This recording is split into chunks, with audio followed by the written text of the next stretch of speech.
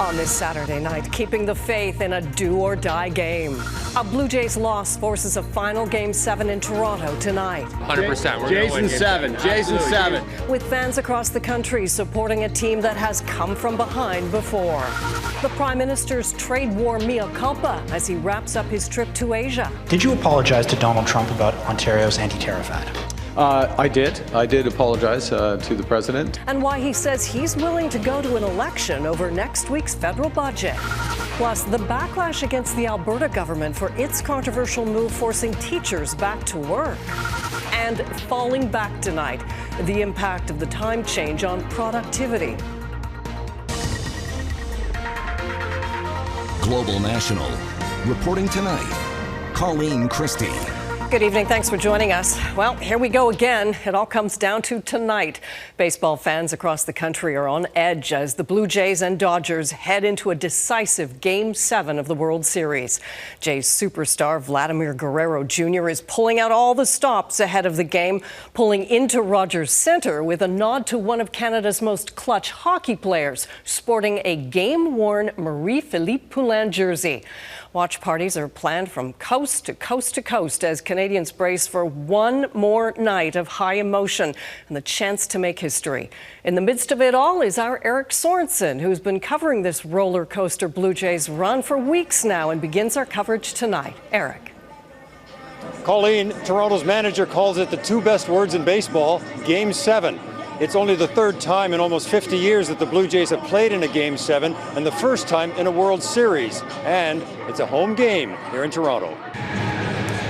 There's nothing more nerve-wracking for players and fans than a do-or-die game that will end the season for both teams. How did we get here?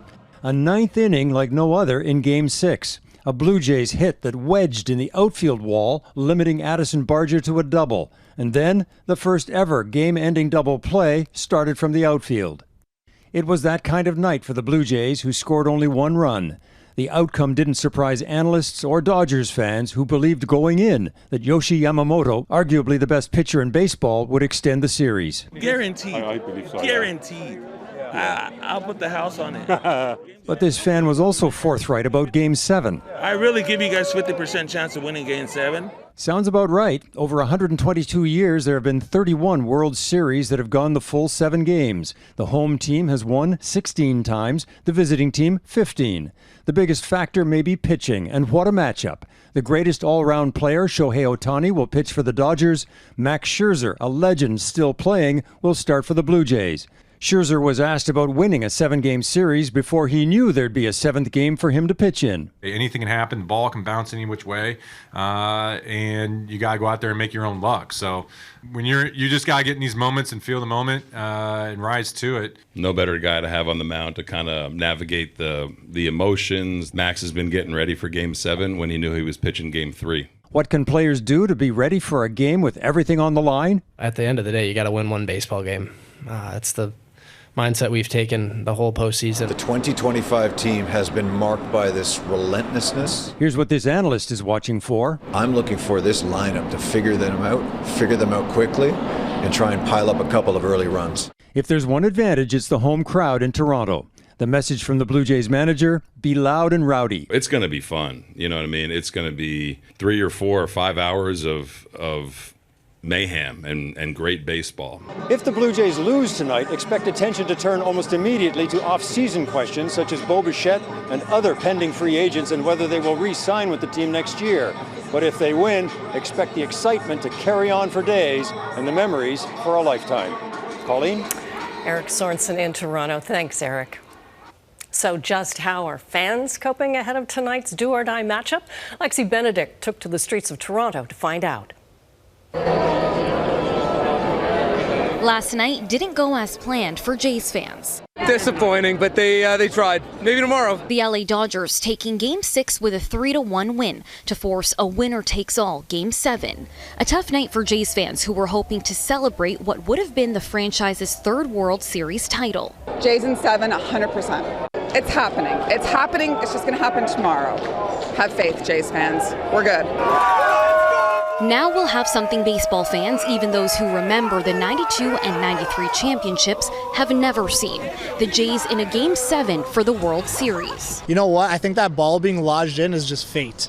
It just looked like it was all lined up for Game 7 from the beginning. So once that happened, all we said to ourselves is, let's do this in November. Fans say today is a new day, and one they've been waiting more than 3 decades for. I feel better today than I did yesterday, to be honest with you. I knew yesterday was going to be a tough game, but I think they're going to pull it out tonight. They're confident the Jays will finish the job tonight, and that 32-year wait ends here. I think they're going to do it tonight. Crowds gathering outside Rogers Centre bright and early, convinced they'll be witnessing history tonight. But it seems like the city's electric right now, and we're here for it, and we can't wait for a win in Game 7. And sure, there are Game 7 nerves, but there's also confidence. After all, the Jays won a Game 7 against the Mariners to get here. Jays in 7. Jays in 7. Let's go. I think just the fact that we're here right now, we're playing in Game 7, beats all expectations for me. At the end of the day, we've come back from this before, you know? There's nothing we can't come back from, no problem, honestly. Lexi Benedict, Global News, Toronto. Prime Minister Mark Carney is facing fresh questions after confirming he apologized to U.S. President Donald Trump for Ontario's anti-tariff ads. Carney met with Trump during his first official visit to Asia, selling Canada as a stable trading partner. But with the details of next week's federal budget still being finalized, Carney has some major domestic issues to deal with as well. Mackenzie Gray reports. We handshake. Let's do all the various. With newfound friends, there are always some hiccups. Thank you very much, President, Prime Minister, sorry. For me, I like that. That's true. Despite the Chilean president's slip, Mark Carney's time in Asia has largely been taken up by the actual president of the United States. Did you apologize to Donald Trump about Ontario's anti-tariff ad? I did. I did apologize to the president. President was offended by the act, or by the ad, rather, and it's not something I would have done. Carney apologized in person at this dinner in the president's honor on Wednesday, but it didn't fix anything. No, but I have a very good relationship. I like him a lot. High tariffs inevitably lead to retaliation. The ad, which accurately uses Ronald Reagan's hatred of tariffs, the public reason the U.S. president gave for calling off trade talks, negotiations that are the sole responsibility of the prime minister, according to Carney. Since you're the person that's solely responsible for negotiations, did you inform Mr. Ford that this is something that you did not want to go forward with? Yes. And what came of that? Well, you saw what came of it. Despite Carney's reservations, Ford told him he was going ahead with the ad, one of the most public cracks in Team Canada on how to handle the president since Carney became prime minister. Told him that we're running it. I'm going to cut it off on Monday, and that's it. We've already signed. Carney labeled the trade issues as noise and said it validates his strategy to try and diversify the Canadian economy away from the U.S., personified by a meeting with the Chinese president Thursday, where economic issues weren't the only thing discussed. We had a discussion on a range of other issues. Recognizing that setting it back on track, particularly on the economic side, was an important part of the discussion. A reset to the Canadian economy is what Carney is billing Tuesday's budget as. But with the House Leader musing the Liberals might not have the votes, an election could be coming. Are you prepared to fight an election on this budget? I'm always prepared to stand up for the right thing. Carney has described the budget as an austerity document that will also have massive investments, Colleen. Contradictory claims that could make it politically challenging for the Prime Minister to find the 3 opposition MPs he needs to either vote with him or abstain to keep his government alive. Mackenzie Gray in Gyeongju, South Korea. Thanks, Mackenzie. The public service is bracing for billions of dollars in spending cuts in Tuesday's federal budget. The Prime Minister has repeatedly referenced the need for austerity measures to reshape the Canadian economy. The challenge for Carney? Justify cuts in some areas, like the civil service, while defending increased spending in defense and trade infrastructure. Jillian Piper reports.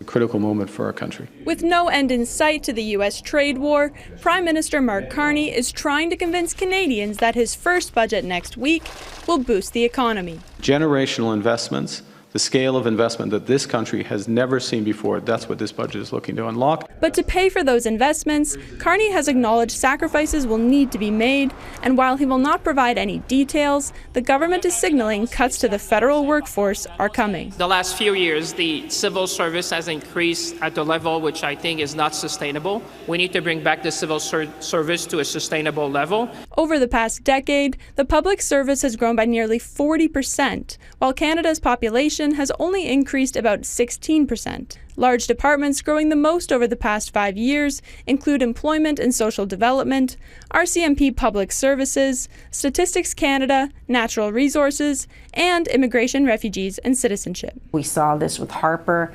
We saw this with Chrétien. This union president, representing about 165,000 federal workers, says that expansion results in better services for Canadians and would help the government build major projects to help diversify away from the United States. It is the federal public service that makes the government run. You need public sector workers to look at their environmental scans when they're building factories.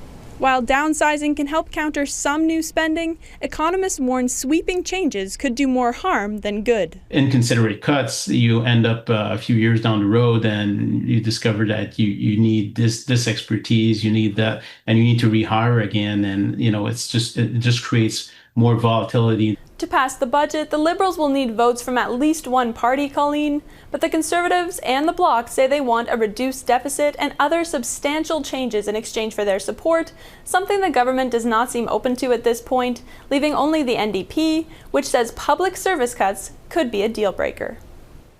Jillian Piper in Ottawa. Thanks, Jillian. The U.S. government shutdown, day 32 coming up. The cascade of problems the impasse is causing, and now a new one. Plus, how Israel is justifying new deadly strikes across Gaza. The U.S. government is now 1 month into its federal shutdown, one that's impacting everything from critical food assistance to air travel. Democrats and Republicans are still at an impasse in negotiations to get things back on track. And now new demands from President Donald Trump could upend them even further. Candace Cole reports. As the government shutdown in the United States barrels toward becoming the longest in history, potentially surpassing the 35-day mark reached during President Trump's first term, everyday Americans are paying the price, like those depending on critical food assistance programs. There's only so much we can do from the charity sector. I'm incredibly concerned with each and every customer that we're fortunate to serve. Friday, 2 federal judges ruled the Trump administration must pay for the Supplemental Nutrition Assistance Program, known as SNAP, which helps over 40 million Americans feed their families. The rulings come after the U.S. Department of Agriculture announced it would halt food assistance set to go out November 1st because Congress hadn't allocated funds for the program for the current fiscal year. If you are in a position where you can't feed your family, and you're relying on that $187 a month for an average family in the SNAP program, that we have failed you. But one of the judges says there's no reason to halt the payments, as contingency funds are set aside to fund SNAP years in advance, just in case of a government shutdown. In a Truth Social post, Trump challenged whether he could legally fund SNAP with available money, blaming Democrats for the delay in food assistance. The Democrats just don't know what they're doing. All they have to do is say, let's go, let's open up our country, and everything snaps back into shape. So far, Democrats have refused to budge over price hikes in health care that could leave millions uninsured because of exorbitant premiums. Travelers are also feeling the effects, as some 2,200 flight delays have been reported so far due to staffing shortages of air traffic controllers who have been working without pay. Trump is now calling on Senate Republicans to get rid of a rule to allow the budget to pass with a simple majority, causing further strain on fragile negotiations between Democrats and Republicans to reopen the government. Candace Cole, Global News, Washington. Israel says the partial remains of 3 people handed over by Hamas Friday night do not belong to any hostages. Benjamin Netanyahu's office says forensic tests found no match to any of the 11 hostages whose remains are still in Gaza. The news came as Israeli forces launched new strikes across Gaza, killing at least 3 people and adding to the growing list of setbacks for the U.S.-brokered ceasefire. The attacks follow Israel's return of 30 Palestinian bodies to Gaza in exchange for hostage remains earlier this week. At least 12 people are dead and dozens more injured after a crowd surge at a popular Hindu temple in southern India. Worshippers had gathered at the site to mark one of the most sacred days on the religion's calendar. Despite having a maximum capacity of 3,000, the crowd swelled to around 25,000. According to investigators, an iron grill meant to maintain the huge queue broke, leading to the deadly surge. The delivery of international aid to Jamaica is ramping up 4 days after Hurricane Melissa hit. France is among the nations sending tents, food, water, and other supplies. Close to 500,000 people on the island nation remain without power, though aid is starting to reach some of the more devastated communities along the southwest coast.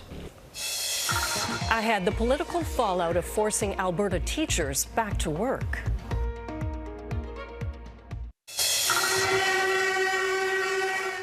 Public transit in Montreal was at a standstill today. Thousands of bus drivers and metro operators went on strike over pay and working conditions, paralyzing city services.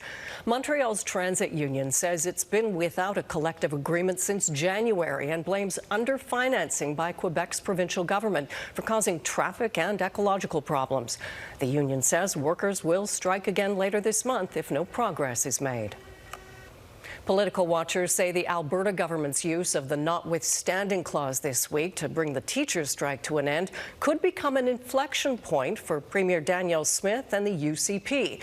With public support on the side of the teachers, pushback and protests haven't ended. But as Heather Yurex-West explains, the provincial government has one key advantage: time.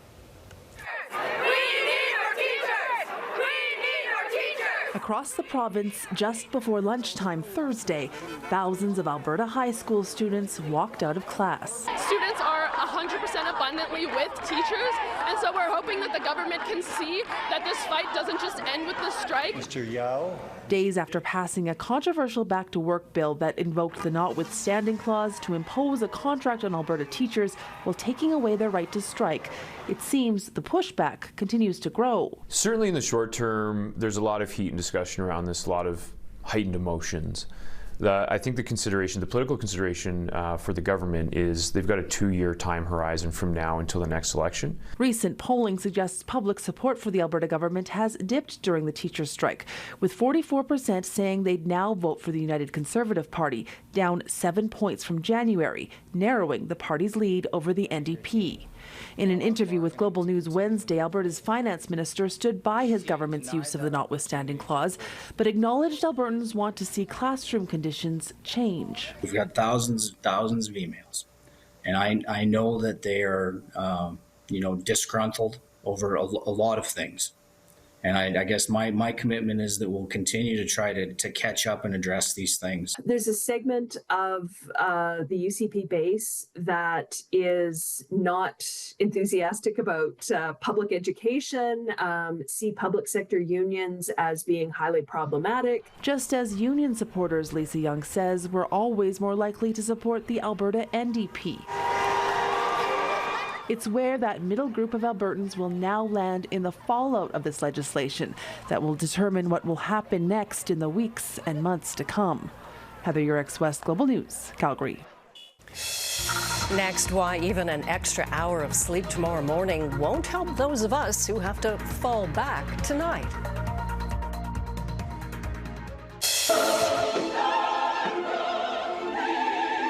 Egypt pulled out all the stops near the iconic pyramids of Giza as it celebrated the official opening of the Grand Egyptian Museum.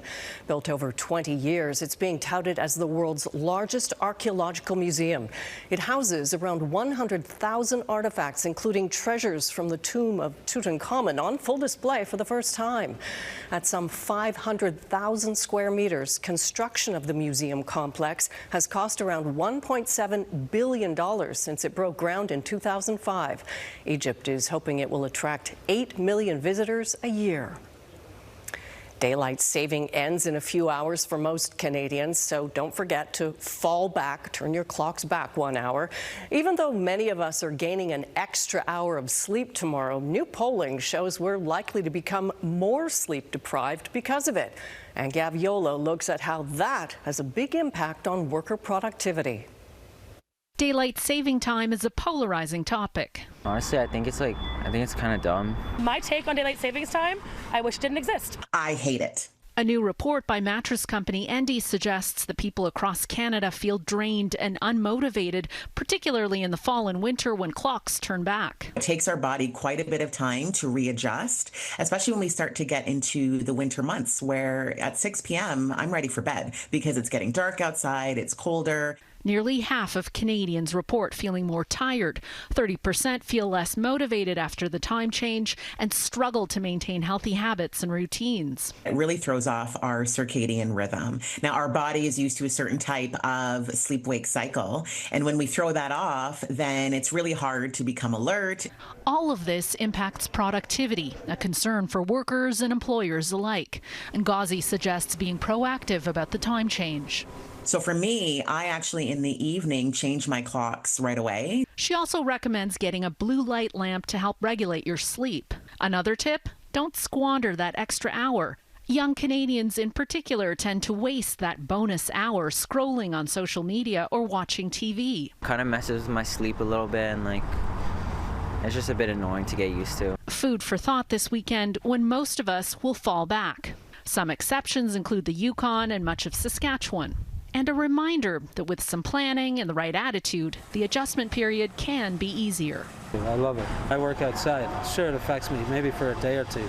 But in the spring, like I say, I just feel charged from it. It's great. Anne Gaviola, Global News, Toronto. And that is Global National for this Saturday night. I'm Colleen Christie. Tonight's Your Canada features the many Blue Jays fans of Toronto, with anxiety being felt right across the country over tonight's 7th and final game of the World Series. Can the Jays fend off the LA Dodgers to end a decades-long drought? Well, Canadians will find out tonight. Thanks for watching. Hope you'll join us again tomorrow, and go Jays!